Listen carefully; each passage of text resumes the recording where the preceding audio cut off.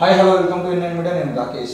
ఈరోజు అలెగ్జాండర్ అన్నతో కలిసి మరి గత 2-3 రోజులుగా యాక్చువల్లీ లడ్డూ ప్రసాదానికి సంబంధించిన విషయంలో అవి మనోభావాలు, భక్తి, అందులో దైవత్వము, వాళ్ళందరికీ సంబంధించినటువంటి అంశాలు ఉన్నాయి కాబట్టి ఈ విషయాన్ని సీరియస్గా తీసుకుంటే దీని మీద ఇంకా చర్చ చేస్తే లోతుగా వెళ్ళేదంటే దీనికి కావాలనే అడ్జస్తున్నారని చెప్పేసి కొంతమంది అనేటువంటి కామెంట్లను మనం పడద్దు అని చెప్పేసి దాదాపు 2-3 రోజుల నుండి వీడియో చేయకుండా ఉన్నాం. అయితే ఇక్కడ విషయం ఏంటంటే తిరుమలలో అపచారంపై సిట్టు వేస్తాం, బాధ్యులపై కఠిన చర్యలు తీసుకుంటాం, లేదంటే జగన్కు పశ్చాత్తాపం లేదు, జగన్ ఒక ప్రెస్ మీటు, చివరికి ఇప్పుడు హోమం పేరుతో హోమం చేస్తామనడం. అయితే ఈ లడ్డూ ప్రసాదానికి సంబంధించినటువంటి విషయం మొత్తాన్ని ఈరోజు అధికారికంగా జరగాల్సినటువంటి చర్యలు అధికారికంగా చేసుకుంటూ పోవాల్సిన దానిలోకి మతపరమైనటువంటి అంశాన్ని జోడించి దాని మీద మతపరమైనటువంటి రాజకీయాలు చేసేటువంటి కుట్రలు జరుగుతున్నాయి. కాబట్టి ఆలస్యమైనా కూడా దీని మీద వీడియో చేయాలనే ఉద్దేశంతో ఈరోజు మీ ముందుకు రావడం జరిగింది. నిజంగా ఒకవేళ లడ్డుకు సంబంధించిన విషయంలో జూలై 12వ తేదీన ఈరోజు వీళ్ళు ఎవరితోనైతే పొత్తు పెట్టుకున్నటువంటి బీజేపీ ఉందో ఆ బీజేపీ నరేంద్ర మోడీ యొక్క రాష్ట్రం ఏదైతే ఉందో ఆ గుజరాత్ నుండి ఈరోజు ల్యాబ్ రిపోర్ట్లు తెప్పించుకొని ఆ ల్యాబ్ రిపోర్ట్లలో వీళ్ళు చెప్పుకుంటున్నటువంటి అంశాలు ఏవైతే ఉన్నాయో అవన్నీ మాంసం కలిసింది, చేప పొట్టు కలిసింది, లేదంటే చేప నుండి తీసినటువంటి కొవ్వు కలిసింది, పంది కొవ్వు కలిసింది అని రకరకాలుగా చెప్తా ఉన్నాం. మరి ఇవన్నీ కలుస్తూ ఉంటే ఏం చేసి 2 రోజులు ఇప్పుడు జగన్మోహన్ రెడ్డి అక్కడే అధికారి, ఆయన రాష్ట్ర ముఖ్యమంత్రి కదా. మరి ఏఆర్ ఇప్పుడు డైరీ ఎవరిదైతే ఉందో ఏఆర్ డైరీ జగన్మోహన్ రెడ్డి, దాంతోపాటు ఇక్కడ ఉన్నటువంటి బ్రాహ్మణ సంఘాలు, అందులో పనిచేస్తున్న లడ్డు తయారు చేసేటువంటి బ్రాహ్మణులు. ఈ విషయంలో బ్రాహ్మణులు అని మాత్రం ఎందుకంటున్నారంటే 1950 నుండి ఈ రోజు వరకు లడ్డూను తయారు చేయడానికి కేవలం బ్రాహ్మణులు మాత్రమే పనిచేస్తున్నారు అన్న విషయాన్ని గుర్తుపెట్టుకోవాలి. అందుకే ఈరోజు ఆ లడ్డూకు సంబంధించిన విషయంలో అది చరిత్రలో నేరం ఎట్లయింది, మరి అందులో నిజంగా కొవ్వు కలుస్తుందా లేదా అనే విషయాన్ని ఒకసారి డిస్కషన్ చేద్దాం. అయితే రాకేష్, ప్రధానంగా ఏంటంటే భారత రాజ్యాంగంలోనే ఆర్టికల్ 25 నుండి 28 వరకు మత విశ్వాసాలకు సంబంధించి దేశంలో ప్రజలు ఎవరైతే ఉంటారో వాళ్ళు తమ ఇష్టం వచ్చిన మతాన్ని కానీ మత ఆచారాలను కానీ పాటించవచ్చు అని ఉన్నది. మరి తిరుమల తిరుపతి వెంకన్న అన్న, వెంకటేశ్వరులు అన్న, బాలాజీ అన్న వాళ్ళు చాలా వరకు పవిత్రంగా, చాలా నమ్మకంగా, విశ్వాసంగా మరి కొలిసే ఒక దేవుడిగా చాలామంది సబ్బండ వర్గాలు ఉంటారు. దాంట్లో మరి కేవలం బ్రాహ్మణులోనో రెడ్లో లేకుంటే కమ్మలు కాపులే కాదు, ముమ్మాటికి ఎస్సీ ఎస్టీ బీసీ మైనార్టీ అందరు వర్గాలు కూడా పూజించే వాళ్ళు, వేడుకునే వాళ్ళు ఉంటారు. అక్కడ ప్రజలకు సంబంధించి మత విశ్వాసాలకు సంబంధించి లడ్డు విషయంలో దాంట్లో మరి మిగతా మలిన పదార్థాలు వాటిని ఆ పదార్థాలను ఏమనాలో ఒకవేళ అంటే కూడా ఫలానా వ్యక్తి అన్నడు అని చెప్పేసి కూడా కుట్రలు చేసే ఒక తతంగం జరుగుతూ ఉంది. మరి తయారు చేస్తున్నప్పుడు రాకేష్ అన్నట్టు మరి ఎందుకు పోతుంది వాడికి ఆ లడ్డులో ఇప్పుడు ఫోర్క్ కలిసిన లేకుంటే బీఫ్ కలిసిన లేదు అని అంటే నెయ్యే కల్తీ జరిగినా కానీ తయారు చేస్తున్నప్పుడు తయారుదారుల దగ్గరికి మరి ఎవరు నెయ్యి పంపించారు?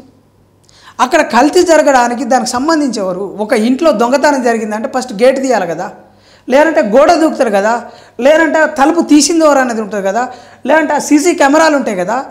ఎందుకని ఒక కట్టుదిట్టంగా నిర్వహించే ప్రపంచంలోనే అత్యంత ప్రొటెక్షన్ కలిగింది, సౌర వ్యవస్థ కలిగింది, ప్రపంచంలోనే ఎక్కువ మంది భక్తులు వస్తున్న ఒక దేవుడిగా వెలుగొందుతున్న తరుణంలో అంటే ఎక్కువ ప్రొటెక్షన్ ఉండాలి కదా. ఇంత ప్రొటెక్షన్ ఉన్నప్పుడు ఏ విధంగా మరి ఇట్లా జరుగుతూ ఉంది? అసలు తెర వెనక, లడ్డు వెనక రాజకీయ కుట్ర కోణం ఉందా? మరి చీకటి కోణం ఏంది? లడ్డుని ముందర పెట్టి మరి రాజకీయం చేస్తూ ఉన్నారా? ప్రతిపక్షాలను తొక్కేస్తూ ఉన్నారా? లేదు అని అంటే ఇదే బీజేపీ పార్టీ మరి టీడీపీని అడ్డం పెట్టుకొని, జనసేనని అడ్డం పెట్టుకొని, జనసేన పార్టీని అడ్డం పెట్టుకొని మరి ఏపీలో ప్రత్యేకంగా భారతదేశంలో తెలంగాణలో మళ్ళా రాజకీయాలకి ఇంకొక తెర లేపుతా ఉన్నదా అనేది కూడా పలు ప్రశ్నలకి చాలామంది మేధావులు రోజు డిబేట్ అంటే టీవీలలో డిబేట్లు, వార్తా కథనాలు విరివిరిగా వస్తున్నాయి. వీటి వెనక చాలా వరకు కొన్ని రేప్ కేసులున్నా, మర్డర్ కేసులున్నా, రోడ్డు యాక్సిడెంట్లున్నా ఎన్ని అవినీతి కుంభకోణాలున్నా జనాలకి కనపడడం లేదు. కేవలం తిరుపతి ప్రసాదం సంబంధించిన ఆ లడ్డు వ్యవహారమే తెర మీదకి వచ్చింది. ఈరోజు లడ్డు వెనక కుట్ర కోణాలని బట్టబయలు చేసే ప్రయత్నం చేయబోతా ఉన్నాం. ఒకవేళ లడ్డుకు సంబంధించిన విషయంలో నిజంగానే అవినీతి జరిగితే 1950లో లడ్డు తయారీ కోసం ఒక కమిటీ ఏర్పడుకొని దాని పేరు దట్టమని పెట్టుకొని ఎన్ని గ్రాముల పప్పు వేయాలి, ఎన్ని గ్రాముల నెయ్యి వేయాలి, ఎంత ఒక కిలో నెయ్యికి ఎన్ని కిలోల పప్పు ఉంటుంది, ఎన్ని కిలోల చక్కెర అవసరం ఉంటుంది, ఇవన్నీ కొలతల ప్రకారంగా ప్రతిదీ లడ్డు విషయంలో సైజు కూడా కొలతలలో 100 గ్రాములు ఉండాలంటే 100 గ్రాముల లడ్డు అంతే. ఈ 100 గ్రాముల లడ్డు నెయ్యి ఎంత పడుతుంది, ఎవి ఎంత పడాలి, అందులో వేసేటువంటి ఇంగ్రీడియంట్స్ ఏది ఎట్లుండాలని ప్రతిదీ 1950 నుండి ఒకే రకంగా తయారైతే వస్తుంది. ఈరోజు లడ్డుకు సంబంధించినటువంటి విషయంలో లడ్డు తయారు చేస్తున్నది ఎవరు? లడ్డు తయారు చేసే దగ్గర ఈ రోజు వరకు 1950 నుండి ఈ రోజు వరకు ఎప్పుడన్నా తయారీ కేంద్రం లోపలికి బ్రాహ్మణ వర్గాలు కాకుండా వేరే కులాల వాళ్ళు లోపల అడుగు పెట్టిరా కనీసం? ఇది ప్రపంచం మొత్తం తెలుసు. అది పూర్తిగా మడిగట్టుకొని కొంతమంది వ్యక్తులు మాత్రమే ఆ లడ్డులను తయారు చేస్తారు. ఎన్నో ఏళ్ళుగా వాళ్ళే తయారు చేస్తున్నారు. దాంట్లోకి వేరే వాళ్ళకు ప్రవేశం లేదు. ఆలయంలోకి వేరే వాళ్ళకు ప్రవేశం లేదు. ఆలయంతో పాటు లడ్డు తయారీ కేంద్రము, లడ్డు అమ్మకం చేసేటువంటి తిరుమల తిరుపతి దేవస్థానం దగ్గర కాదు. దీనికి ప్రత్యేకంగా ఒక కేంద్రం ఉంటుంది. అక్కడ నుండి లడ్డు తయారు చేసి లడ్డూను పట్టుకొచ్చేటువంటి విధానం అన్నీ సపరేట్ ఇది. ఇక్కడ కూడా వేరే కులానికి సంబంధించిన వాళ్ళు కూడా ఈరోజు క్రిస్టియానిటీ పేరుతోని లేదంటే ఇంకేదో పేరుతో చాలా మంది చాలా మాట్లాడుతూ ఉన్నారు. లడ్డూకు సంబంధించినటువంటి విషయంలో ఈరోజు ఒకవేళ కనుక చర్యలు తీసుకుంటామని నారా చంద్రబాబు నాయుడు గారు ప్రకటిస్తే ఎవరి మీద చర్యలు తీసుకుంటారు? వైఎస్ జగన్మోహన్ రెడ్డి అనే వ్యక్తి కాంట్రాక్ట్ అప్పే చెప్పినందుకు జగన్మోహన్ రెడ్డి మీద మాత్రమే చర్యలు తీసుకుంటారా? లారీలకు లారీలు, క్వింటాలకు క్వింటాలు, టన్నులకు టన్నులు ప్రతిరోజు నెయ్యి ఈరోజు తిరుమల తిరుపతి దేవస్థానంలోకి వస్తా అంటే ఆ నెయ్యిని 3 సార్లు టెస్ట్ చేస్తారు. 3 సార్లు టెస్ట్ చేసిన తర్వాత కల్తీ ఉందా లేదా అని చెప్పేసి ల్యాబ్ రిపోర్ట్ తీసుకున్న తర్వాతనే లోపలికి పంపిస్తారు. మరి ఆ ల్యాబ్ రిపోర్ట్లు ఇప్పుడు ఎందుకు బయట పెడతలేదు? ఇంకో విషయం రాకేష్, క్వింటాల కొద్దీ, గ్యాలన్ల కొద్దీ, టన్నుల కొద్దీ నెయ్యి వస్తుంది కదా, కేవలం ఆవు నెయ్యి ఉంటుందా దాంట్లో? లేదనంటే మరి గేదెల నెయ్యి ఉన్నదా? లేదనంటే ఒకవేళ గేదెలు ఉంటే ఏ జాతి గేదెలు, లేకుంటే ఆవులు ఉంటే మరి అది మైసూర్ ఆవులా లేకుంటే ఒంగోలు గిత్తలా ఏందనేది కూడా తెలవాలి కదా. ప్రజలకి చాలా విషయాలు తెలియదు. వాళ్ళు చాలా ప్రేమతోటి చాలా భక్తిభావంతో ఇచ్చిన ప్రసాదాన్ని చాలా ఆరోగ్యకరంగా ఉంటుంది. దాంట్లో జీడిపప్పు కలుస్తుంది, బాదం పప్పు కలుస్తుంది, దాంట్లో యాలకులు కలుస్తాయి. చాలా పౌష్టికాహారంతో పాటు పవిత్రంగా ఉంటుంది. దేవుని ప్రసాదంగా అని చాలా గొప్పగా వాళ్ళు పవిత్రంగా తింటూ ఉంటారు. మరి ఈ దేశంలో ఆహారం మీద దాడి, లడ్డు పేరుతోటి రాజకీయాలు చేయడము, మరి ప్రత్యేకంగా మతం పేరుతోటి కులం పేరుతోటి దాడులు చేయడం, మర్డర్లు చేయడం, మానభంగాలు చేయడం, దీని తెర వెనుక అవినీతి భాగవతాన్ని మొత్తం నడిపిస్తున్నది. నాకు తెలిసి ఈ దేశానికి, ఈ దేశ అభివృద్ధికి అడ్డుపడుతున్న అంశాల్లో ఇలాంటి భక్తులు మంచోళ్ళే, దేవుడు మంచోడే. మరి రాజకీయం ఎవరు చేస్తున్నారు? భక్తులు మంచోళ్ళే, దేవుడు మంచోడే. రాజకీయం ఎవరు చేస్తూ ఉన్నారు? అసలు బలి కావాల్సింది రాజకీయం చేస్తున్న వాళ్ళు కదా. ఈ కుట్రలకి తావిస్తున్నది ఎవరు? రాజకీయ నాయకులే కదా. అక్కడున్న పూజారులు, నిజంగా పూజారులకు మాత్రం ఏం తెలుస్తుంది? పూజారులు కూడా ఇచ్చింది పంపించింది తీసుకుంటారు. మరి దాని తాలూకు ఏమున్నదాన్ని కలిపి దాన్ని తయారు చేసే ఒక తతంగం అంతా వాళ్ళు చూసుకుంటారు. మరి ఈ ఆర్డర్లు చేస్తున్న వాళ్ళు ఎవరు? దాని మీద బిడ్డింగ్ చేసి టెండర్లు వేసి నడిపిస్తున్న వాళ్ళు ఎవరు? ఈ రాజకీయ వర్గాలు. మరి ఇంతకుముందుకు లేనిది ఇప్పుడే ఎందుకు వస్తుంది అంటే ప్రత్యేకంగా రాకేష్ నాకు వచ్చిన అనుమానం ఏంటంటే, చంద్రబాబు గారు తనకున్న రాజకీయ స్థానం కావచ్చు, ఇప్పుడు రాబోయే సింహాసనం ఆంధ్రప్రదేశ్ ముఖ్యమంత్రి కావడానికి గల ఆస్కారము సాధ్యాసాధ్యాలను మొత్తం కూడగట్టి మరి వాళ్ళ కొడుకుకే కట్టబెట్టడం కోసం బీజేపీ టీడీపీ చేస్తున్న కుట్రన, మరి జనసేన పార్టీ కానీ జనసేన మేధావులకు కానీ అర్థం కాని పరిస్థితి. ఒక సైడు జానీ మాస్టర్ పేరుతోటి ఒక తతంగం అటు నడుస్తూ ఉంది. అదే అటు నడుస్తూనే మళ్ళీ ఇటు ఒక దాడి. మళ్ళీ ఇక్కడ ఎవరు హోమం చేస్తున్నారు? హోమం చేయడానికి పవన్ కళ్యాణ్ వస్తున్నారు.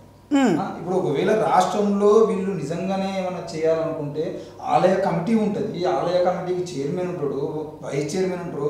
అసలు ఆలయ కమిటీలో సభ్యుడే కానటువంటి పవన్ కళ్యాణ్, ఆలయ కమిటీలో ఇలాంటి సభ్యత్వం లేనటువంటి పవన్ కళ్యాణ్ దానికి ఇప్పుడు ఇంకో విషయం ఏంటంటే ఈరోజు ఎవరు వైఎస్ జగన్మోహన్ రెడ్డి సీఎంగా ఉన్నప్పుడు కూడా ఆ సీఎంకు సంబంధించిన విషయంలో ఏం జరిగిందని అంటే వైఎస్ జగన్మోహన్ రెడ్డితో పాటు ఆలయ కమిటీలో అంటే వాళ్ళు నిర్మాణం చేసినప్పుడు వైఎస్ఆర్సీపీకి సంబంధించిన వాళ్ళు కాకుండా బీజేపీ పార్టీకి సంబంధించిన అంటే కేంద్రము సంబంధించిన వ్యక్తులు లేదంటే ఇక్కడ ఉన్నటువంటి బీజేపీ పార్టీకి సంబంధించిన వ్యక్తులు కూడా తప్పకుండా దాంట్లో కమిటీ నాయకుడిని కమిటీ సభ్యుల్ని నియమించారు. ఈరోజు 54 మంది వరకు సభ్యులు ఉండేదంటే అందులో చాలామంది బీజేపీ వాళ్ళు ఉన్నారు. ఈరోజు ఒకవేళ ఈ టెండర్లలో కనుక అవకతవకలు జరిగి ఉంటే ఆ అవకతవకలలో బీజేపీ నాయకుల హస్తం కూడా ఉన్నది, వాళ్ళ మీద కూడా చర్యలు తీసుకోవాల్సిన అవసరం ఉంది. ఇక పవన్ కళ్యాణ్ సంబంధించిన విషయంలో శాంతి హోమం చేస్తా ఉన్నప్పుడు శాంతి హోమం ముందు పెట్టి పవన్ కళ్యాణ్ ముందు పెట్టి ఈరోజు పవన్ కళ్యాణ్ అంటే ఆంధ్రప్రదేశ్ రాష్ట్రంలో పవన్ కళ్యాణ్కి పెరుగుతున్న క్రేజ్ ఏదేందో ఈరోజు మొన్న కూడా ప్రభుత్వం ప్రకటించినటువంటి లెక్కల ప్రకారంగా వరద బాధితులకు కలవడం కోసం పవన్ కళ్యాణ్ వస్తే ప్రభుత్వానికి ఆయన ఫ్యాన్స్ అంటే ఆయన చూడడం కోసం వచ్చేటువంటి జనాల్ని కవర్ చేయడం కోసం వాళ్ళందరినీ పట్టుకోవడం కోసం ఇబ్బంది అవుతుంది, మీరు రావద్దు ఈ వరద బాధిత ప్రాంతాలకి, మాకు ప్రోటోకాల్ ప్రకారం మాకు ఇబ్బంది అవుతుందని చెప్పేసి పోలీసులు ఆపిన వార్తలు కూడా మనం చూసాం. అంటే ఈరోజు రాష్ట్ర వ్యాప్తంగా పవన్ కళ్యాణ్కి వస్తున్నటువంటి పేరు ఏదైతే ఉందో ఆ పేరు తగ్గాలంటే ఈరోజు ఇట్లాంటి వాటిలలో పవన్ కళ్యాణ్తో హోమం చేయించి నిన్నేమని మాట్లాడాడు, చర్చిలలో మసీదులలో ఇట్లా జరిగేది ఉంటే ఊరుకునేటోళ్ళ వైఎస్ జగన్మోహన్ రెడ్డి ఊరుకునేటోడా అని చెప్పేసి మాట్లాడాడు. అంటే ఈ ఒక్క దెబ్బతో మత మైనారిటీలను ఎవరైతే ఉన్నారో ఎగ్జాక్ట్లీ ముస్లింలు అలాగే క్రిస్టియన్లు పవన్ కళ్యాణ్ దూరం చేసేటువంటి కుట్రలు జరుగుతూ ఉన్నాయి. క్లియర్ గా ఈ రోజు మేము చెప్తున్నటువంటి అంశాలు చాలా మంది మీకేం తెలుసురా మీరు పోరగానరా అని చెప్పేసి చాలా మంది కొట్టేస్తారు. కానీ ఈ రాజకీయ కుట్రలో జరుగుతున్నటువంటిది ఇదే. ఆనాడు చంద్రబాబు నాయుడు అయినా ఏ బీసీ నాయకుడైనా 2 తెలుగు రాష్ట్రాల్లో చూసుకోండి, ఇప్పటి వరకు ఒక్కసారి బీసీ ముఖ్యమంత్రి కాదు. దేశానికి స్వతంత్రం కానుండి 2 తెలుగు రాష్ట్రాలలో ఒక్కసారి కూడా బీసీ ముఖ్యమంత్రి కాలేదు. అయ్యేటువంటి అవకాశాలు ఉన్నటువంటి చిరంజీవిని ఎట్లా దొక్కేసారు. ఇక్కడ బీసీని ఎంతో మంది చెరుకు సుధాకర్ లాంటి వాళ్ళు కానీ, దేవేంద్ర గౌడ్ లాంటి వాళ్ళు కానీ, ఆలయ నరేంద్ర లాంటి వాళ్ళు కానీ, చిరంజీవి లాంటి వాళ్ళు కానీ ఎంతోమంది ఎన్ని పార్టీలు పెట్టినా ఆ పార్టీని తీసుకుపోయి కాంగ్రెస్ బీజేపీలో కలపాల్సిన పరిస్థితులు వీళ్ళే తీసుకొస్తున్నారు. అయితే రాకేష్ నిజంగా అప్పుడు ప్రజారాజ్యం పార్టీ పెట్టినప్పుడు 18 సీట్లు ప్రజారాజ్యానికి వచ్చిన 2 ఎంపీ సీట్లు కూడా వచ్చినాయి. కానీ బలంగా నిలబడితే కాపు ఫ్యామిలీకి సంబంధించిన దాంట్లో ఇప్పుడు కాపులల్లో కాపులు సినిమా కాపులు వేరు, ఇప్పుడు పంట కాపులు వేరు. ఆ కాపులలో ఉండే రకాలలో వీళ్ళు నిజంగా ఒక స్థాయికి వచ్చి వాళ్ళు చాలా కష్టాజితం, వాళ్ళు స్వయం కృషితోటి పైకి వచ్చిన ఫ్యామిలీ చిరంజీవి ఫ్యామిలీ. వాళ్ళు సున్నితమైన మనస్తత్వం ఉంటుంది వాళ్ళకి. ఆల్మోస్ట్ కొంచెం నాగబాబు కొంచెం ధైర్యంగా ఉన్నా కానీ పవన్ కళ్యాణ్ అయినా చిరంజీవి అయినా సరే మానవత్వం పేరుతోటి వాళ్ళు చేస్తున్న సేవా కార్యక్రమాలు కావచ్చు, వాళ్ళు తెలుగు రాష్ట్రాల్లో బలంగా వాళ్ళ మీద ఒక గౌరవం ఉన్నది, వాళ్ళకి మానవత్వం ఉన్నది, వాళ్ళకు మంచితనం ఉన్నదన్న పేరుని నిజంగా వరదల సమయంలో ఇంతకుముందుకు రాకేష్ అన్నట్టు పవన్ కళ్యాణ్ కనుక ఆ సెంటిమెంట్ ఆ మానవత్వానికి సంబంధించి సామాజిక సేవా దృక్పథంతో ఒకవేళ ఉంటే నెక్స్ట్ వచ్చే ఎలక్షన్లలో చాలా బలం చేకూరేది కదా పవన్ కళ్యాణ్ గారికి. అంటే ఏదైతే ప్రజలకు అవసరమవుతుందో అవసరమయ్యే చోటనేమో దూరం చేసుడు, అనవసరమైన రాద్ధాంతాలను ఆయన ఇన్వాల్వ్ చేసి కొన్ని వర్గాలని దూరం చేసి కుట్ర చేసే దగ్గర పవన్ కళ్యాణ్ ఇన్వాల్వ్ చేస్తూ ఉన్నారు. మరి పవన్ కళ్యాణ్కి ఏదైతే ఆలోచనలు సూచనలు ఇచ్చే వాళ్ళు కూడా అదే వర్గం, చంద్రబాబుని వెనక ఉండి నడిపిస్తున్నది కూడా అదే వర్గం, బీజేపీ పార్టీని నడిపిస్తున్నది కూడా అదే వర్గం. అంటే భవిష్యత్తులో ఆంధ్రప్రదేశ్లో బీజేపీ పాగేయడానికి, చంద్రబాబు స్థిరంగా కూర్చోవడానికి పెద్ద భారీ ఎత్తున ఒక చర్చ జరుగుతూ ఉంది. దీని వెనక ఒక ఎజెండా ఉన్నదని చెప్పేసి మేము మాట్లాడుతున్న మాటల వెనక మేము మాత్రమే ఉండవు, మాకు సంబంధించి పూర్తి ఇన్ఫర్మేషను ప్రొఫెసర్లు, మేధావులు, విద్యావంతులు ఇచ్చిన ఇన్ఫర్మేషన్ మేరకే మేము చెప్పేది కూడా ఉంటుంది అన్న విషయం కూడా ప్రేక్షకులు చూడాలి.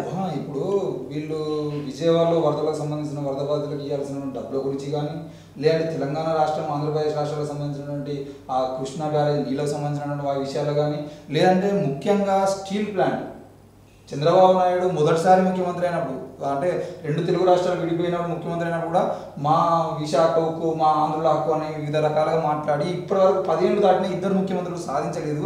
ఈసారి విశాఖ స్టీల్ ప్లాంట్ మొత్తానికి ఇది ఎత్తేస్తారా లేకపోతే అమ్మేస్తారా, జగన్మోహన్ రెడ్డికి ఆపిండి కావచ్చు, కానీ చంద్రబాబు నాయుడు మాత్రం క్లియర్గా అందానికో అంబానికో ఇచ్చేసేటువంటి అవకాశాలు కనబడుతున్నాయి. కాబట్టి ఈ కుట్రలన్నింటినీ ఆపి జూలై 12వ తేదీన ఈ టీటీడీకి సంబంధించినటువంటి రిపోర్టు వస్తే, గుజరాత్కి సంబంధించినటువంటి రిపోర్ట్ వస్తే, ఈరోజు సెప్టెంబర్ 12 వరకు, అంటే దాదాపు ఈ 2 నెలల పాటు ఎందుకు ఆపాల్సి వచ్చింది అంటే ఒక సందర్భం చూసుకొని ఆ సందర్భంలో కావాలని ఈ విషయాన్ని తెర మీద తీసుకొచ్చి మత ఘర్షణలు రేపడం కోసం ప్రయత్నం చేయడము. మత ఘర్షణలు రేపేయడం ప్రయత్నం లేకపోతే డైరెక్ట్గా ఇప్పుడు ఏఆర్ డైరీ వాళ్ళు, ఏఆర్ డైరీ ఎవరిది, మీరు తమిళనాడుకు సంబంధించిన వ్యక్తులు, ఆ ఏఆర్ డైరీ వాళ్ళు కనుక నిజంగానే నెయ్యిలో కొవ్వు పదార్థాలు కలిపితే, మాంసాన్ని కలిపితే, పంది కొవ్వు లేదంటే గోమాంసానికి సంబంధించిన కొవ్వును కనుక కలిపేది ఉంటే ఈరోజు తమిళనాడు రాష్ట్రం కానీ దేశంలో ప్రైమ్ మినిస్టర్ ఎవరు ఉన్నారు, దేశంలో అధికారంలో ఎవరు ఉన్నారు, నరేంద్ర మోడీ కదా. మరి ఏఆర్ డైరీ మీద ఎందుకు చర్యలు తీసుకుంటే ఇప్పటివరకు? ఏఆర్ డైరీ మూసేయాలి కదా ఇప్పటివరకు. నీకు ఇంపార్టెంట్ విషయం చెప్తా రాకేష్. తిరుపతి లడ్డు గత చరిత్ర ప్రకారం ఫస్ట్ బూందీ ద్వారా వచ్చింది. ఫస్ట్ బూందీనే ప్రసాదంగా పెడుతుండే. ఆ తర్వాతకి లడ్డు రూపంలో మారడానికి, దాంట్లో నెయ్యి కలవడానికి, దాంట్లో జీడిపప్పు, బాదం పప్పు, వీటితోటి వ్యాపారం చేస్తున్న వర్గాలు ఎవరు? ఎస్సీలు చేస్తురా, ఎస్టీలు చేస్తురా, బీసీలు చేస్తా ఉన్నా. బూందీ అయినా, జిలేబీ అయినా, ఇక్కడ ఉండే పానీపూరి అయినా వీటికి సంబంధించి ఉమ్మడి రాష్ట్రాల్లో, సౌత్ ఇండియాలో ప్రత్యేకంగా ఎంటర్ అయిన వ్యాపార వర్గాలు ఆల్మోస్ట్ అయితే గుజరాత్ కావాలి, అయితే రాజస్థాన్ కావాలి. ఇది మీ దృష్టికి రాకపోవచ్చు. ఎలాంటి ట్యాక్స్ లేకుండా, ఎలాంటి జిఎస్టీ లేకుండా కోట్ల కొద్ది వ్యాపారము జిలేబీ పేరుతోటి, పానీపూరి పేరుతోటి, అదేవిధంగా ఈ యాలకుల మిగతా వగేరనా లేక బాదం పప్ప, జీడిపప్ప, వీటి పేరుతో జరుగుతూ ఉంది. ఈ విషయాలు ప్రభుత్వం దృష్టికి రాకపోవచ్చు, కానీ ఇది కూడా గమనించండి. దేవుని వెనక ఇంత రాజకీయం చేస్తూ ఉన్నారా? దేవుని పేరుతోటి ఇంత భారీ ఎత్తున ఒక అవినీతి కుట్ర జరుగుతూ ఉందా? వ్యాపార వర్గాలు ఇంతమంది లాభపడతా ఉన్నారా అనేది కూడా మీరు షాక్ అవుతారు. మరి అదే లడ్లో కుంకుమ పువ్వు కూడా కలుస్తుంది. మరి కుంకుమ పువ్వుని కూడా ఎక్కడ నుండి రవాణా చేస్తూ ఉన్నారు, ఏ వర్గాలు చేస్తూ ఉన్నాయి? మరి కేరళ నుండి ఎక్కువ మొత్తంలో ఏదైతే మరి సుగంధ ద్రవ్యాలు కావచ్చు మరి రవాణా చేస్తారు. మరి ఈ కాంట్రాక్ట్లు ఎవరి అనేది కూడా ఆలోచించాలి. కానీ కాంట్రాక్ట్ ఇప్పుడు ఏఆర్ డైరీ కొట్టేది రాజు రాజశేఖరన్ కానీ మిగతా 3 డైరెక్టర్ కానీ వాళ్ళు ఎవరు అని తెలిస్తే క్లియర్ కొడితే మీకు తెలిస్తే కదా ఏ వర్గం వాళ్ళు అనేది. వాళ్ళు ఎస్సీ ఎస్టీ బీసీ లాగా క్లియర్ కాదు కదా. ఏఆర్ డైరీ అనేది ఎవరిది? ఈ రోజుల్లో ఆ లడ్డూలు తయారు చేసింది ఎవరు? ఆ లడ్డూలు లోపలికి వచ్చేటప్పుడు ఆ నెయ్యిని తీసుకున్నది ఎవరు? ఇన్ని రోజుల పాటు దాదాపు వైఎస్ జగన్మోహన్ రెడ్డి 5 ఏళ్ళు ఉండేది ఉంటే ఇన్నేళ్ల పాటు ఆ లడ్డూల్లో కల్తీ జరుగుతూ ఉంటే సైలెంట్గా ఉన్నటువంటి వర్గం ఎవరు? ఈరోజు చంద్రబాబు వచ్చిన తర్వాత దాన్ని బయట తీసుకొచ్చింది ఎవరు? ఈ విషయాలన్నీ బయటకు రావాలి. అసలు దేశంలో ఇన్నిగానం ఆ సెంటర్లో ఉండేది గుజరాత్కి ఎందుకు పంపించిన ల్యాబ్ రిపోర్ట్? గుజరాత్లో మాత్రమే టెస్టింగ్ ఎందుకు పంపించారు? దీని మీద కూడా సిట్టు ఒక జగన్మోహన్ రెడ్డి మీద కాదు, వీళ్ళు చేసిన కుట్రల మీద కూడా సిట్ మాట్లాడాలి, లేదంటే సిబిఐ ఎంక్వైరీ చేయాలి. ఎగ్జాక్ట్లీ. అయితే రాకేష్, సిట్ అనేది రాష్ట్ర పరిధిలో ఉంటుంది. సిట్ అనేది రాష్ట్ర పరిధిలో ఉంటుంది. రాష్ట్రానికి సంబంధించిన ఏదైతే ప్రభుత్వం ఉంటుందో ఆ ప్రభుత్వం ఇచ్చిన సూచనల మేరకి, నిర్ణయాల మేరకి సిట్ అనేది దాన్ని వెరిఫై చేస్తుంది. దానికి సంబంధించి స్క్రూటినీ చేసి అసలు ఎక్కడ మూలం ఉంది, నిజంగా కలిసిందా కలవలేదా, కల్తీ జరిగిందా లేదా, దాంట్లో బీఫ్ ఉందా, ఫోర్క్ ఉందా, మరి ఏ విధంగా ఉందని సిట్ చేయొచ్చు. బట్ సిబిఐ మాత్రం సెంట్రల్ గవర్నమెంట్ ఆధ్వర్యంలో ఉంటుందిగా, నిష్పక్షపాతంగా అయితే ఉంటుంది కదా. మరి సిబిఐకి అప్పచెప్తే మరి సిబిఐనా లేకుంటే పవన్ కళ్యాణా లేకుంటే జగన్మోహన్ రెడ్డా ఎవరనేది కూడా తేట తెల్లమవుతుంది కదా. ప్రజలకు కూడా ఎక్కువ నమ్మకం వస్తుంది కదా. మరి ఏ విధంగా, మరి ఎందుకని ఇలాంటి ఉన్నతమైన నిర్ణయాలు తీసుకోవడంలో ఎందుకు ప్రభుత్వం ఆలోచించడం లేదు? అంటే ప్రభుత్వం తాలూకు పెద్దలు ఇన్వాల్వ్ అయ్యారు అని చెప్పాలా? అంటే వీళ్ళే కుట్రలు చేస్తూ ఉన్నారని చెప్పేసి, అది బయటపడుతుంది అని చెప్పేసి సిబిఐకి అప్పచెప్పకుండా సిట్టుకు అప్పచెప్తా ఉన్నారా అనే అనుమానాలు కూడా ప్రజలకు వస్తున్నాయి. ఇక్కడ వార్త చూడండి, అంటే మీరు చూడండి, ఈరోజు ఈనాడు పత్రికను ఓపెన్ చేసి దేవాలయాల నిర్వహణపై వైదిక ధార్మిక ఆగమ పండితులతో కమిటీ. ఈ పండితులు వీళ్ళు కాకుండా ఎవరున్నారు ఇప్పుడు లోపల? లేరు కదా, వేరే వాళ్ళు ఎవరు? వీళ్ళే ఉన్నారు. అంటే వైదిక ధార్మిక. రెండో పాయింట్ ఏంది? ప్రార్థనా మందిరాల్లో ఆ మతం వారే ఉండేలాగా చట్టం. ముఖ్యమంత్రి చంద్రబాబు నాయుడు ఏ మతం వారు? అంటే ఈరోజు ఈ లడ్డూకు సంబంధించిన దాన్ని ఏఆర్ డైరీ ఇవ్వబడింది, లోపలికి ఎట్లా వచ్చింది, లోపల తయారీస్టులు ఎట్లా తయారు చేసారు, అమ్మేటోళ్ళు ఎట్లా అమ్మిర్రు, లడ్డు ఈ గొడవ జరుగుతున్న కొద్దీ లడ్డు ధర ఎట్లా పెరిగింది, లడ్డు అమ్మకాలు ఎట్లా పెరుగుతున్నాయి, ఇవన్నీ విషయాలు మనం మాట్లాడుకోవాల్సింది పోయి ఇక్కడ ఏమంటున్నాడు, ఆ ప్రార్థనా మందిరాల్లో ఆ మతం వాళ్ళే ఉండేలాగా చర్యలు తీసుకుంటాడు. ఇక్కడ ఇదే వార్తలో ఇక్కడ పక్కపండి ఇక్కడే రాసింది మళ్ళా, దేవాలయాలు, మసీదులు, చర్చిలన్నింటిలో మత సామరస్యం కాపాడుకోవాలి, ఏ మతం ప్రార్థనా మందిరంలో ఆ మతం వారే ఉండాలి అని చెప్పిండు. మత సామరస్యం ఎందుకు మళ్ళీ, ఏ మతం వాడు ఆ మతంలో, చర్చిలో చర్చి వాడే ఉండి, గుడిలో గుడుల్లో ఉండి, లేదంటే మసీదులు పోయేటలో ఉండిన తర్వాత మత సామరస్యం అనేది ఇక్కడ ఉంటుంది. మత సామరస్యం అంటే ఏంది, ఈ దేశంలో మత సామరస్యం ఎట్లా ఉన్నది, అన్ని మతాలు కలిసి ఉన్నందుకే దీన్ని మత సామరస్యంగా అంటున్నాం కదా. ఇక్కడ ఎవరిని వాడిని విడగొట్టి నువ్వు మళ్ళీ మత సామరస్యత కాపాడుకోవాలని ఇట్లా మాట్లాడతావు. క్లియర్గా కేవలం వైకాపా ప్రభుత్వం వచ్చినప్పటి నుండి ఏం జరిగింది, ఎట్లా జరిగింది, ఇవన్నీ విషయాలు మనం మాట్లాడుకుంటే కేవలం ఈరోజు జగన్ని అడ్డం పెట్టుకొని కావాలని చేస్తున్నటువంటి కుట్ర తప్ప వేరే ఏం లేదనే విషయాన్ని కూడా మనం అర్థం చేసుకోవాలి.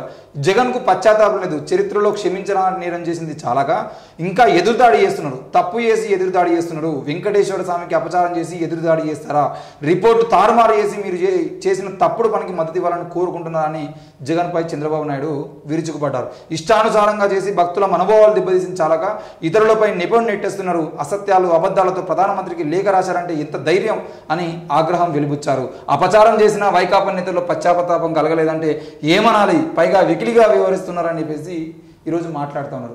అంటే ప్రధానమంత్రికి లెటర్ రాయడానికి కేవలం చంద్రబాబు మాత్రమే పర్మిషన్ ఉందా? ఈరోజు ప్రతిపక్షంలో ఉన్నటువంటి నాయకుడు దీని మీద అవసరమైతే సిబిఐ ఎంక్వైరీ చేయండి అని చెప్పేసి సుప్రీంకోర్టుకు పోతాడు, ప్రధానమంత్రి దగ్గర పోతాడు. అది ఆయనకు హక్కు కదా. ఈరోజు నువ్వు ఎంత ధైర్యం ఉంటే నువ్వు ప్రధానమంత్రి లేఖ రాస్తావని అంటే బెదిరిస్తున్నాను. చంద్రబాబు నాయుడు చేయాల్సింది ఏంది, దీని మీద సిట్టు కాదు సిబిఐ ఎంక్వైరీ చేయించాలి.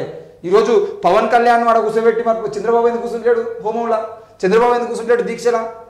రాకేష్, ఇంకో విషయం ఏంటంటే భవిష్యత్తులో కేవలం తిరుపతి టెంపుల్ మాత్రమే కాదు, కేవలం వెంకన్న స్వామి మాత్రమే కాదు, అవసరమైతే పూరి కేంద్రంగా ఉన్న జగన్నాథ్ ఆలయం ఉంది కదా, అక్కడ పెడుతున్న ప్రసాదం కూడా జరగచ్చు. లేదు అని అంటే కేరళలో ఉండే అయ్యప్ప స్వామి ఉన్నాడు కదా, అక్కడ ఉన్న ఏదైతే ప్రసాదం ఉందో ఆ ప్రసాదానికి సంబంధించిన విషయాలు కూడా ఇక ఓ రకంగా దేవుళ్ళు దేవాలయాల చుట్టే రాజకీయాలు మొత్తం చుట్టూ తిప్పి ప్రజా సంక్షేమం మొత్తానికి ఎత్తేసే కుట్ర పోతూ ఉంది. మరి నిజంగా ప్రజా సంక్షేమం అంటే మరి వాళ్ళకు నీళ్ళు అందుతున్నాయా లేదా, వాళ్ళకి నిధులు ఉన్నాయా లేదా, వాళ్ళకి సాగునీరేంది, తాగునీరేంది, ప్రాజెక్టులు ఉన్నాయా లేదా, వ్యవసాయం కుంటుపడిందా లేదా, వాళ్ళ రవాణా వ్యవస్థ ఉందా లేదా, ప్రజా ఆరోగ్యం ఉందా లేదా, అసలు ఎన్ని మర్డర్లు జరుగుతున్నాయి, ఎన్ని మానభంగాలు జరుగుతూ ఉన్నాయి, ప్రజల యొక్క దుస్థితి పట్టించుకునే పరిస్థితిని పక్కన పెట్టి ఇగో మతాలని కులాలని వాటి పేరుతోటి ఇగో ఇట్లా చేస్తున్నదా ఏదైతే తంతు జరుగుతుంది. నిజంగా చంద్రబాబుకైనా అక్కడ ఉండే ప్రభుత్వానికైనా టీటీడీ పెద్దలకైనా అధికారులైనా టీడీపీ ప్రభుత్వానికైనా ఏం చేయాలని అంటే రహస్యంగా వాళ్ళ కమిటీ వేసి మరి ఏం జరిగింది నిజాలు తెలిసిన తర్వాతకి విషయం బయట పెట్టేది ఉండే. ఇప్పుడు విషయం బయటకు వచ్చినాక ఎంత బాధ అనిపిస్తుంది, తినే వాళ్ళకి ఎంత ఇబ్బంది అనిపిస్తుంది.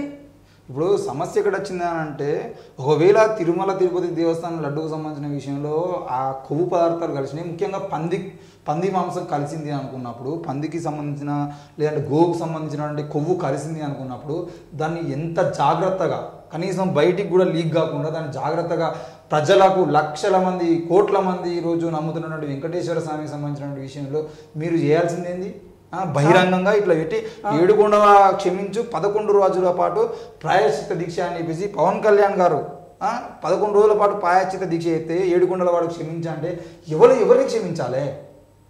మీ రాజకీయ నాయకులు చేస్తున్నటువంటి కుట్రలు కుతంత్రాలు, మీ రాజకీయాల కోసం చేస్తున్నటువంటి దాంట్లో భక్తులు ఎందుకు బలి కావాలి? మీరు ప్రాయశ్చిత్త దీక్ష చేసినంత మాత్రం ప్రాయశ్చిత్తం అవుతుందా? ఇన్ని రోజుల పాటు కనీసం చీమకు కూడా హాని చేయనటువంటి కొంతమంది ఉంటారు, వాళ్ళు ఆఖరికి పాలు తాగరు, ఏంటి ఎగ్గు కూడా తినరు. కొంతమంది సగం దొంగలు ఉంటారు, వాడు మా చికెన్ మటన్ తినడు కానీ ఎగ్గు తింటా అంటాడు. ఇట్లాంటి వాళ్ళు ఉంటారు. కానీ కొంతమంది ఎగ్గు కూడా తినకుండా ఉపవాసం ఉంటూ ఉంటారు. ఆ ఉపవాసం రోజు ఆ 7 కొండల స్వామిని దర్శించుకొని దర్శనం అయిపోయిన తర్వాత లడ్డు కొనుక్కొని లడ్డు తింటాడు. మరి లడ్డు పేరుతోని కొవ్వు తినిపించింది ఎవరు? ఈ విషయం బయటపడేది ఉంటే అది ప్రజలకు మంచిదా చెడ్డదా? రేపటి రోజున ఒకవేళ కనుక ఈ రోజు జరిగింది ఇట్లా జరిగేటువంటి అవకాశాలు ఉన్నాయని చెప్పేసి మీరు చూపించిన తర్వాత రేపటి రోజున మీరు తీసుకొచ్చేటువంటి హెరిటేజ్ కాంట్రాక్ట్లో కానీ క్లియర్గా నీకు అసలు రాజకీయ వ్యూహం అనేది ఎట్లుంటుందో చెప్తాను. ఇగో సెప్టెంబర్ 22, 2024 ఆదివారం ఉదయం గుంటూరు జిల్లా నంబూరులో శ్రీ దశావతార వెంకటేశ్వర స్వామి ఆలయంలో దీక్ష చేపడతాను అని చెప్పేసి పవన్ కళ్యాణ్ గారు ఈ లెటర్లో ఉన్నది. ఈ 11 రోజులు ఆయన దీక్షలో కూర్చుంటే తెలంగాణ రాజకీయం అంతా చంద్రబాబు చేపిస్తాడు. ఇదే అసలు కుట్ర. లోకేష్ని కూర్చోబెట్టచ్చు కదా, చంద్రబాబు కూర్చోవచ్చు కదా, అదే చెప్తున్నా, వాళ్ళు కూర్చోబెట్టచ్చు కదా. ఆలయ కమిటీ చైర్మన్ చంద్రబాబు, ఆయన కొడుకు, ఆయన సతీమణి అందరు కూర్చోవచ్చు కదా. పవన్ కళ్యాణ్ ఎందుకు ముందు పెడుతున్నా అంటే పవన్ కళ్యాణ్ ముందు పెట్టి ఈ 11 రోజుల్లో జరగబోయేటువంటి రాజకీయ కుట్రలలో పవన్ కళ్యాణ్ బలి చేయాలి క్లియర్గా. ప్రత్యేకంగా ఆంధ్రప్రదేశ్ ప్రజలారా, ఎస్సీ ఎస్టీ బీసీ మైనార్టీ ప్రజలారా, మరొక బీసీని కాపు కులానికి చెందిన పవన్ కళ్యాణ్ గారిని అధికారంలోకి రాకుండా చేసే కుట్రలో కూడా ఇందులో భాగం ఉంది.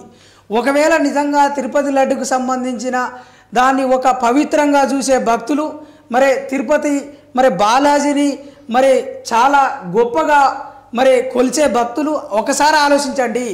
భక్తి పేరుతోటి, దేవుని పేరుతోటి బీసీ వర్గానికి సంబంధించి రాజ్యాధికారం వస్తూ ఉంటే తెర వెనక అడ్డుకునే కుట్ర కూడా జరుగుతూ ఉంది అనేది కూడా మీరొకసారి మేల్కోండి. ఒక్కసారి జ్ఞానవంతం కావాల్సిన అవసరం కూడా ఉంది. ఇక్కడ పవన్ కళ్యాణ్ గారు ఇంతకు ముందు ఒకసారి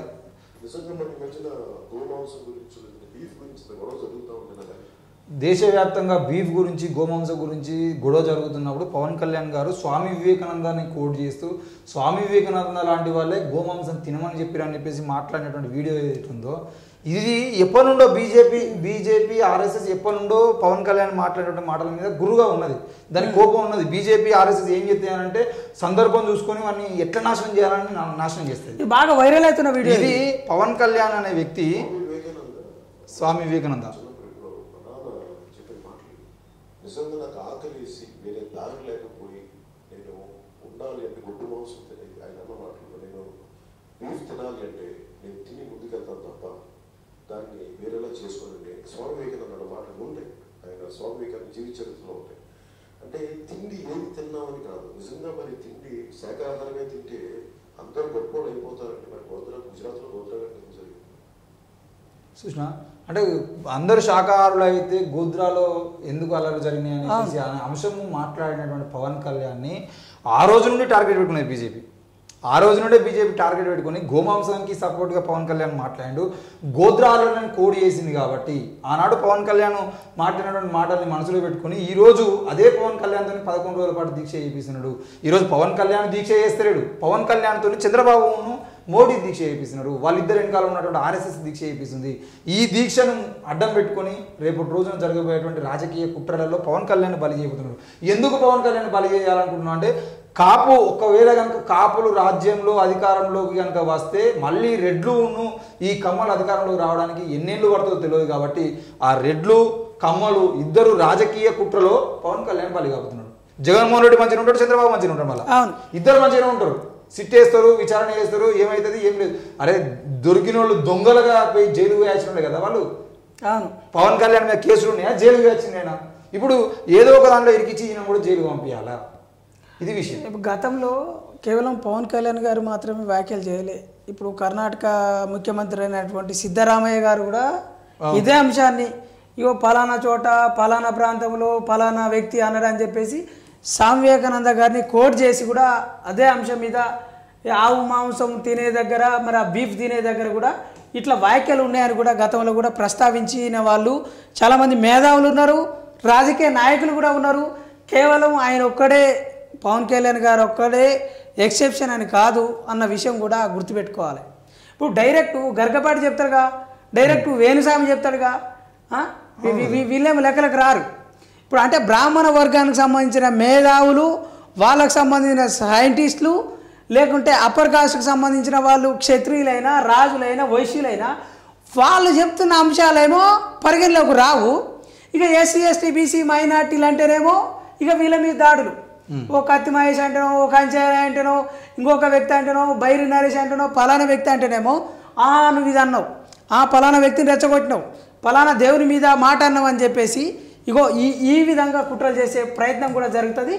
కానీ ఎస్సీ ఎస్టీ బీసీ మైనార్టీలు ఈ విధంగా అగ్రకులాల్లో ఉండే ఎవరైతే మనోభావాలు దెబ్బతినే వాళ్ళు కూడా చాలా జాగ్రత్తగా ఉండాలి, అనవసరంగా ఆవేశాలకు లోను కావద్దు అనేది కూడా మా ఎన్ఎన్ మీడియా ద్వారా కోరుకుంటున్నాం. ఇక్కడ చూడండి, సివి గారు రాసిరు, వర్ణ వ్యవస్థ అనే పుస్తకంలో సివి గారు రాసిరు 119 అంశము, బ్రాహ్మల మాంసాహార భక్షణని అన్ని వర్ణాల వారు ఎద్దు పంది తాబేలు మాంసాలు తినవచ్చును అని మనుస్మృతి 5వ అధ్యాయం 18వ శ్లోకంలో ఉంది అని చెప్పేసి చెప్పడం జరిగింది.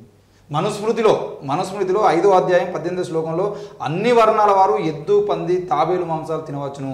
శ్రాద్ధము అంటే తద్దినాల సమయంలో మధుపర్కాదుల అందు మాంసం తినని బ్రాహ్మడు 21 సార్లు పశువు యోని ద్వారా జన్మిస్తాడు అని చెప్పేసి అదే దాంట్లో 4వ అధ్యాయం 35వ శ్లోకంలో మనుస్మృతిలో ఉంది. మధుపర్కాల మందు అంటే ఇది వైన్.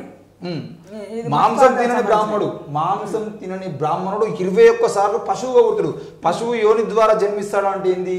పశువుల యోని ద్వారా పుట్టడు, వాళ్ళు పశువులో పుడతారు. అంటే మాంసం తినని బ్రాహ్మడు ఎప్పుడు? తద్దినాల సమయంలో మీరు ఎప్పుడైనా అసలు బ్రాహ్మణులకు సంబంధించిన తద్దినాలలో ఎప్పుడైనా పాల్గొనరా? మన అందరి తద్దినాలకు బ్రాహ్మణులు వస్తారు, కానీ బ్రాహ్మణుల ఇళ్ళలో జరిగే తద్దినాలకు వేరే కులపడేవాడన్నా పోతారా? పోడు. వాళ్ళు ఏం తింటారో కూడా చూస్తారా? చూడరు. ఇక్కడ అంటే మధుపర్కాదుల అందు మాంసం తినని బ్రాహ్మడు 21 సార్లు పశువుగా పుడతాడని చెప్పేసి అదే మన ధర్మశాస్త్రం 4వ అధ్యాయం 35వ శ్లోకం చెప్తా ఉంది. మరి ఈ 35వ శ్లోకం చెప్తున్నప్పుడు ఇన్నిగానం చెప్తా ఉంటే ఈ మొత్తం ఒక్క నిమిషం దీంట్లో ఇంకా ఉల్లిపాయ గోంగూర మునుగ ఇంగువల్ని బ్రాహ్మణుడు తినకూడదు. 5వ అధ్యాయం 19వ శ్లోకం, 6వ అధ్యాయం 14వ శ్లోకం వీటి మధ్యలో ఉన్నదట. ఇగో క్లియర్ కట్గా ఏది తినాలి, ఏ విధంగా తినకూడదు, ఏదో తినాలి. పశువులకు వెళ్ళి పుడతారా అండి ఒకటండి. అందుకనే మన ధర్మాన్ని అంబేద్కర్ గారు కాల్చింది, పెరియార్ గారు కాల్చింది. ఎందుకు అనుకున్నావు? ఇప్పుడు ఇంత సైన్స్ తెలుసు, ఇంత సైన్స్ అండ్ టెక్నాలజీ తెలుసు. మనం ఆకాశంలోకి పోతాను, ఆకాశంలో రాకెట్ మీద పోతాను. ఇప్పటికీ సునీత విలియమ్స్ వాళ్ళు పోయి ఇంకా ఆకాశంలోనే ఉన్నారు. ఇంత సైన్స్ అండ్ టెక్ డెవలప్మెంట్ అయింది. చంద్రుని మీదకి పోతున్నాం, అదేవిధంగా సూర్యుని మీదకి పోవడానికి ప్రయత్నిస్తూ ఉన్నాం. ఇంత రీసెర్చ్ జరుగుతూ ఉంటే ఇగో ఈ విధంగా బూటకమైన ఏమాత్రం శాస్త్రీయ భద్రత లేని అంశాల మీద పుస్తకాలు చదివి మన తలలన్నీ బద్దలు కొట్టుకుంటున్నాం. మన మీద దాడులు, మళ్ళా ఎస్సీల మీద ఎస్టీల మీద బీసీల మీద ఓసీలు, ఇదే కథ. అంటే వీళ్ళు కొట్టుకసత్తా ఉంటే వాళ్ళు రాజకీయం చేస్తారు, రాజకీయం వెనుక వ్యాపారం చేస్తారు. ఇక్కడ ఇదే గోమాంసం సంబంధించిన క్లియర్ కట్గా చూడండి. గోమాంసం తప్పక తినాలి అని చెప్తున్నటువంటి వేద పురాణాలు అదో అన్నం వాయుగోవాహ అంటే వాస్తవానికి గోవు మన ఆహారం అని ఐత్రేయ బ్రాహ్మణ్యం 111.9.8 అంటే 111 దాంట్లో 9వ అధ్యాయం 8వ అంశంలో అదో అన్నం వాయు గోవహ అంటే వాస్తవానికి గోవు మన ఆహారం అని చెప్పేసి రాసినది. మాంసం లేకుండా మధువును తీసుకోవడం సాధ్యం కాదు. అశ్వలాయన గృహ సూత్రం 1-4. ఐతరేయ బ్రాహ్మణం అంటే మీకు అట్లా అనిపించచ్చు, కానీ తెలుగు భాష పుట్టిందే ఐతరేయ బ్రాహ్మణం నుండి. తెలుగు భాషలో ఫస్ట్ తెనుగు తెనుగు తెలుగు అన్న పదాలు కూడా ఐతరేయ బ్రాహ్మణం నుండే వచ్చినాయి. ఈ ఐతరేయ బ్రాహ్మణం అనేది చాలా ప్రతిష్టాత్మకమైంది తెలుగు భాషకి. దాంట్లోనే మరి రాసి ఉంది క్లియర్ కట్గా. మరి ఇప్పుడు ఈ మాటని పండితులు, మరి పూజారి వర్గము, అదేవిధంగా వివిధ దేవాలయాలకు సంబంధించిన క్రమశిక్షణ నియమావళిని చూస్తున్న ఆగమ ధర్మశాస్త్రాలను చదువుతున్న వాళ్ళు ఈ అంశాలని జీర్ణించుకోగలుగుతారా లేదా అనేది కూడా పెద్ద ప్రశ్న. శంకరాచార్యులు గారు ఏమని చెప్పారు? వయస్సులో ఉన్న దూడని కానీ లేదా ముదురు వయస్సులో ఉన్నటువంటి ఎద్దుని కానీ భుజించాలి అని చెప్పిండు. యజ్ఞవల్యుడు ఏం చెప్పిండు? నా శరీరం మాంసమై ఉన్నంత వరకు నేను లేత ఆవు మాంసం తింటానని చెప్పేసి శతపథ బ్రాహ్మణంలో చెప్పిండు. యాజ్ఞవల్క్యుడు అనే వ్యక్తి ఇప్పుడు ఎవరైతే మనుస్మృతి రాసిన సుమతి భార్గవుడు లెక్కనే ఈ యాజ్ఞవల్కల స్మృతి అనేట ఆయన శతపథ బ్రాహ్మణంలో చెప్పిండు. ఈయన కూడా ఈ వేద పురాణాలు వల్లించి దాన్ని మొత్తం ఒడగట్టి అవపోషణ పట్టిన మేధావిగా చూస్తారు.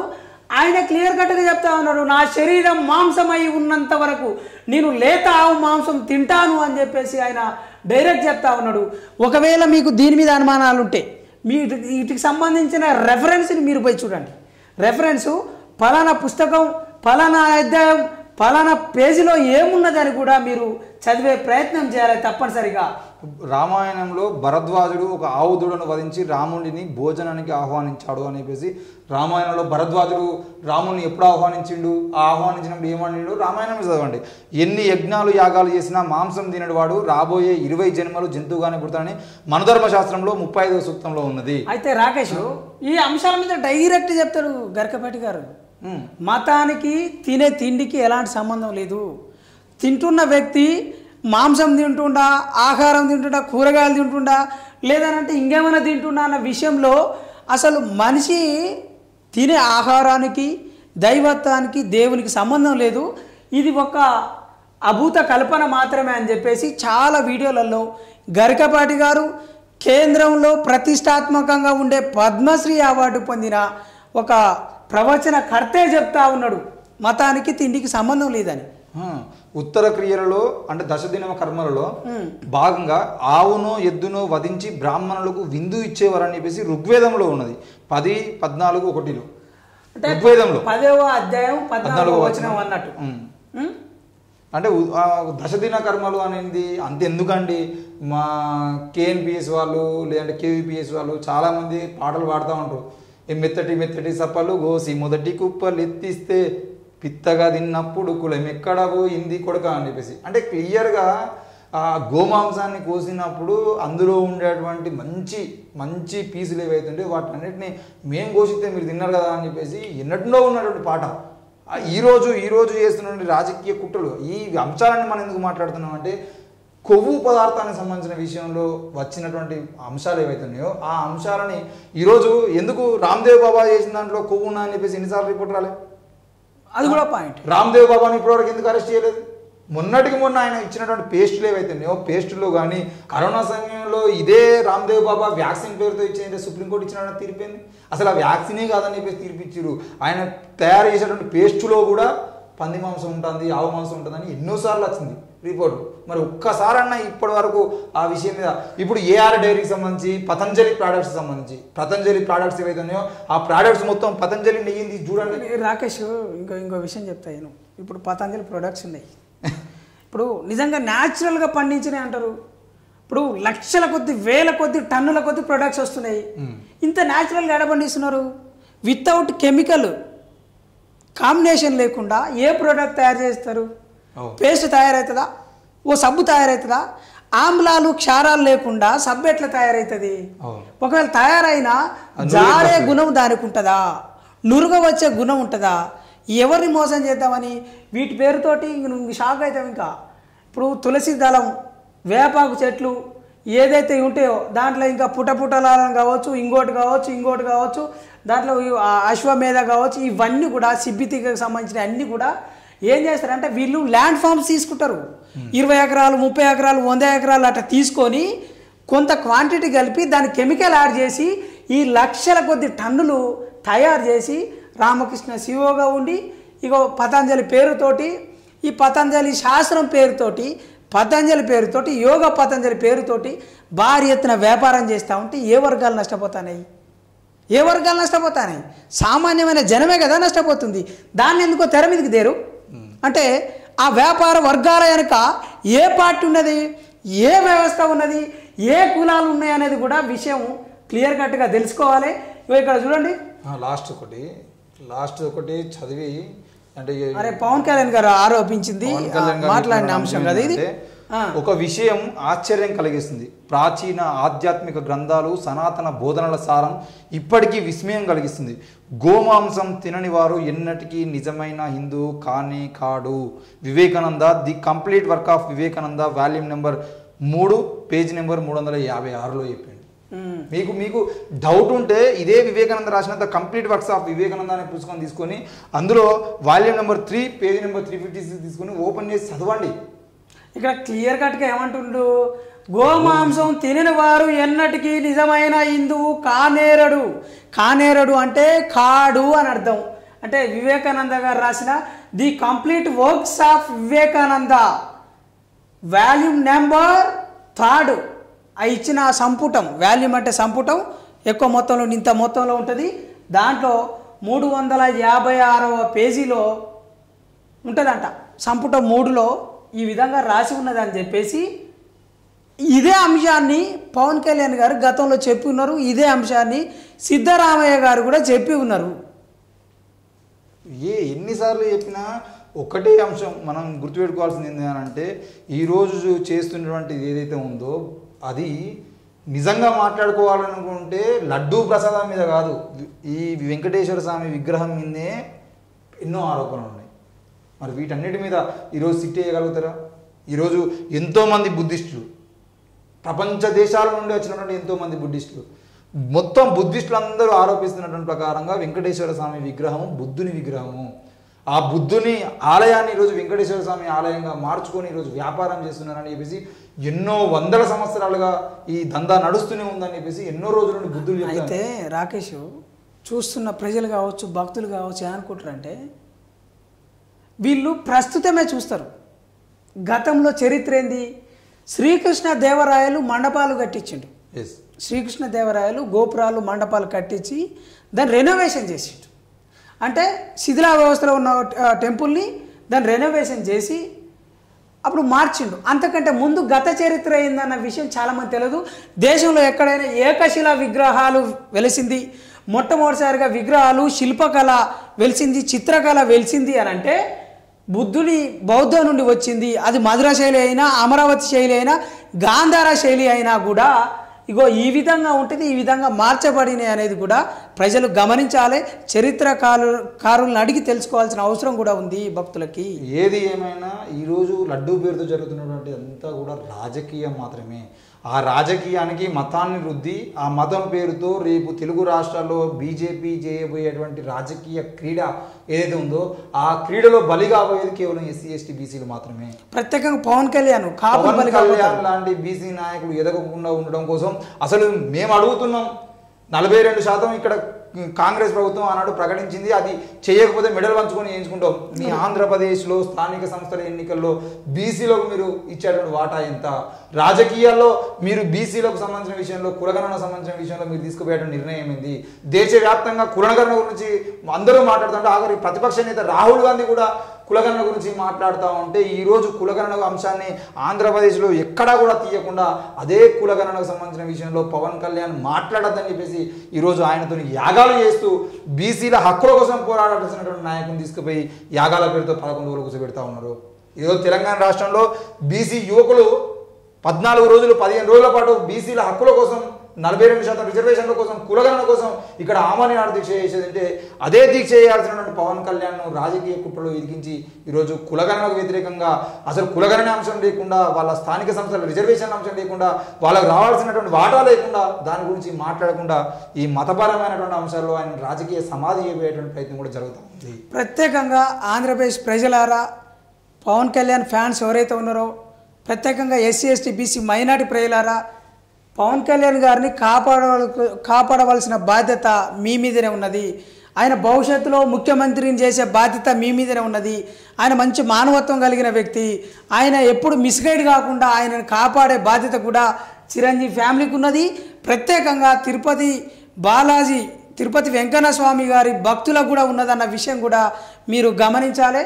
ఏదేమైనప్పటికీ ఈ కుట్ర కోణంలో తిరుపతి లడ్డు ప్రసాదం కుట్ర కోణంలో ఒక బలి పశువుగా పవన్ కళ్యాణ్ గారిని చేయబోతుర్రు, చంద్రబాబు గారు డైరెక్ట్ చేయబోతుర్రు అన్న విషయం కూడా మీరు గమనించుకొని చాలా జాగ్రత్తగా వ్యవహరించవలసిన అవసరం ఉన్నది. చూస్తున్నానండి ఎన్ఎన్ మీడియా. Thank you.